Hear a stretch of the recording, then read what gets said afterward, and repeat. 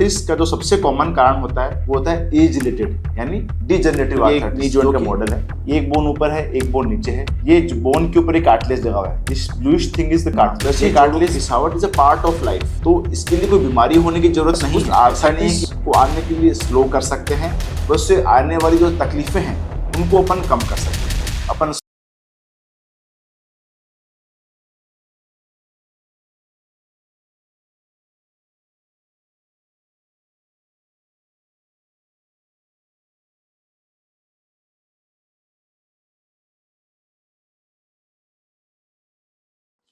जोड़ों में कोई भी दर्द होता है तो सबसे पहले दिमाग में आता है कि कहीं मुझे आर्थराइटिस तो नहीं हो गया। तो आज अपन थोड़ा सा आर्थराइटिस के बारे में जानने की कोशिश करेंगे।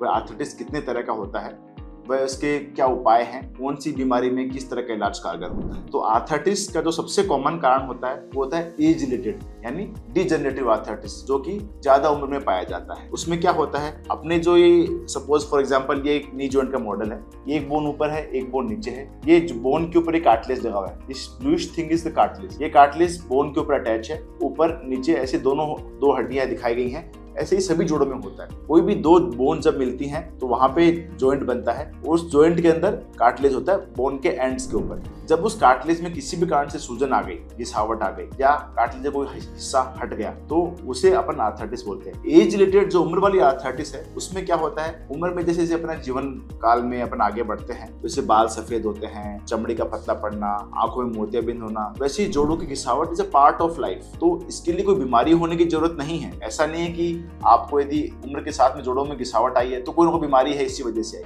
ये सबको आती है, कईयों को पहले, कईयों को ज्यादा, कईयों को कम। उसमें भी अलग फैक्टर्स होते हैं जो इसको डिसाइड करते हैं कि किसको कब घिसावट आएगी, पर कितनी ज्यादा घिसावट आएगी, पर कितनी ज्यादा तकलीफ रहेगी। तो आर्थराइटिस का सबसे कॉमन कारण है एज रिलेटेड यानी डिजेनरेटिव आर्थराइटिस। इसके लिए अपन क्या कर सकते हैं, अपन जो एज रिलेटेड आर्थराइटिस है उसको अपन रोक नहीं सकते हैं, ये सच्चाई है जीवन। अपन बस उस आर्थराइटिस को आने के लिए स्लो कर सकते हैं, उससे आने वाली जो तकलीफें हैं उनको अपन कम कर सकते हैं। अपन स्लो कैसे कर सकते हैं, उसके सबसे इंपॉर्टेंट होता है जॉइंट हेल्थ को मेंटेन करना। जॉइंट हेल्थ से मेरा मतलब है जोड़ों के अंदर जो घिसावट है उसको स्लो करना। उसके लिए अपन क्या करते हैं, एक तो एक्सरसाइज का बहुत अच्छा रोल रहता है। नी जॉइंट की बात करते हैं तो घुटने के आसपास की जो मांसपेशियां हैं उनकी ताकत बढ़ाने की एक्सरसाइज। दूसरा इंपॉर्टेंट चीज होता है प्रिकॉशंस।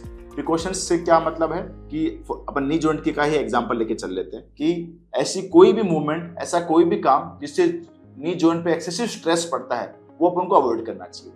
वो क्या क्या हो सकता है, जैसे जमीन पर नीचे उखड़ बैठना आपको अवॉइड करना चाहिए, आपको स्टेयर्स चढ़ना अवॉइड करना चाहिए। आप जितना ज्यादा इन चीजों को अवॉइड करेंगे उतना आपके जॉइंट पे प्रेशर कम पड़ेगा व उसका रगड़ कम लगेगी। जैसे गाड़ी के अंदर अपन देखते हैं टायर होता है, अगर अपन गाड़ी को घर में चलाते हैं, ध्यान से चलाते हैं, स्मूथ सरफेस पे चलती है तो वो लंबी चलती है। अगर आप उसको टैक्सी में चला देंगे, आप उसको ज्यादा काम में लेंगे तो जो टायर एक घर में चलने वाली गाड़ी के 4 साल में घिसते हैं तो टैक्सी में वो गाड़ी के टायर 1 साल 6 महीने में घिस जाते हैं। तो ये सबसे पहला कॉमन कारण होता है आर्थराइटिस का। दूसरा जो कॉमन कारण है आर्थराइटिस का वो होता है रूमेटॉइड आर्थराइटिस यानी गठिया रोग। गठिया रोग एक अनुवांशिक बीमारी है, ये आपको होती है। इसके सिम्टम्स कब आते हैं ये डिपेंड करता है कि आपको गठिया कितना तेज है। यानी अगर आपको गठिया की बीमारी की बहुत ज्यादा तेजी है तो आपको बहुत जल्दी हो सकता है टीन एज में ही आपको लक्षण आना शुरू हो जाए। अगर आपको गठिया की बीमारी की तेजी कम है तो आपको काफी समय तक लक्षण नहीं आएंगे। आपको गठिया है पर आपको लक्षण नहीं आएंगे। अब गठिया की बीमारी का कैसे पता लगता है, इसके लिए अपन कुछ ब्लड टेस्ट करवाते हैं जिनसे कंफर्म हो जाता है किस टाइप का गठिया है। और साथ में अपन क्लिनिकल डायग्नोसिस इसमें बहुत इंपॉर्टेंट रोल होता है। यानी आपको कितने जोड़ों में दर्द है, कितने समय से दर्द है, दर्द कितने टाइम तक रहता है, कब बढ़ता है, कब कम होता है, इसका गठिया का इलाज क्या है। गठिया के लिए अपन को कुछ मेडिसिन लेना अपनी रिक्वायरमेंट होती है। मेडिसिन कितनी चलेंगी ये वही बात आपकी बीमारी कितनी ज्यादा है उस पर डिपेंड करता है। कई पेशेंट्स को सप्ताह की 1 गोली 2 गोली दी जाती है, कई पेशेंट्स के लिए सप्ताह की 1 गोली 2 गोली सफिशिएंट होती है, और वहीं पे कई गठिया के पेशेंट्स को बेचारों को दिन में 4 गोली 5 गोली, कई बार इंजेक्शन थेरेपीज वगैरह भी अपन को एड ऑन करनी पड़ती है। ये 2 मुख्य कारण हो गए आर्थराइटिस के। तीसरा मुख्य कारण जो है आर्थराइटिस का वो है डेफिशिएंसी से मेरा मतलब है कि अगर आपकी बोन हेल्थ वीक है यानी अगर आपकी हड्डियां कमजोर हैं तो आपको आर्थराइटिस होने के चांसेस ज्यादा है। क्यों? क्योंकि जो कार्टिलेज है ये बोन के ऊपर अटैच रहता है। अगर आपकी बोन्स वीक है तो कार्टिलेज की क्वालिटी भी पुअर हो जाती है और आपको आर्थराइटिस यंग एज में भी आ जाता है। तो ये 3 मुख्य कारण होते हैं आर्थराइटिस के। तो अगर आपको ऐसी कोई समस्या है, आप समझ सकते हैं। डॉक्टर हिमांशु किचर, थैंक यू सो मच।